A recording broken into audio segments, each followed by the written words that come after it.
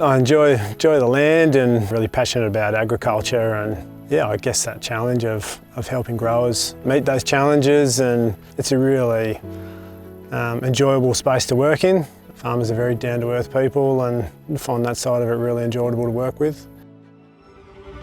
I've been based in the Northern Rivers here for about 12 or 13 years, doing agronomy that whole time. The level of intensity with Fall Armyworm was initially the toughest thing to get our heads around. We have a lot of silage growers as well in the area, dairy customers and suppliers to Norco that really felt the impact of those early infestations a few years ago, and make sure that they had a product at the end of the season to put in the pit.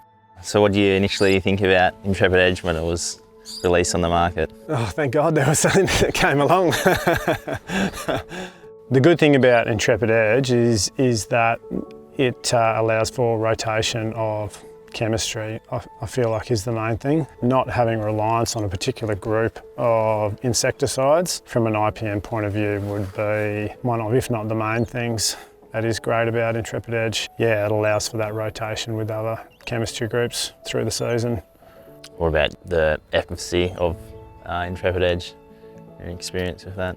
Yeah, so far control of Fall Armyworm has been really good with Intrepid. Seen it on different life stages of the Fall Armyworm, or? Seems to, as long as you can hit that grub, it will control actually a fair size Fall Armyworm. Really been happy with how it's performed so far.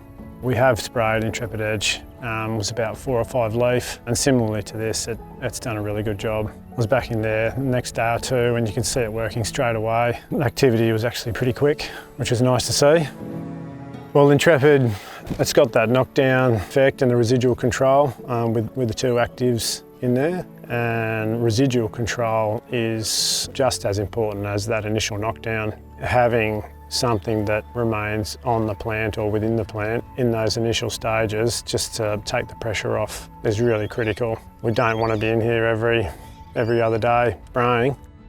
How long do you think that residual control is for? It depends on the stage of growth. I feel like once the plant starts to elongate, then it does become a little bit trickier. Early on, we would hope or expect to get at least 2 to 3 weeks out of that spray from Intrepid Edge. That changing mode of action and that residual control or that residual activity are the key components that we're looking for, which gives us that degree of flexibility through the crop.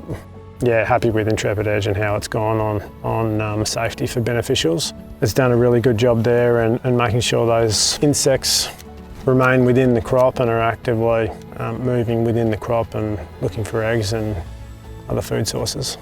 You know, even in this crop, we've noticed a high level of lady beetles and beneficial insects, and they are really important for any pest control, not only in corn, but any of the other crops that we have around the place.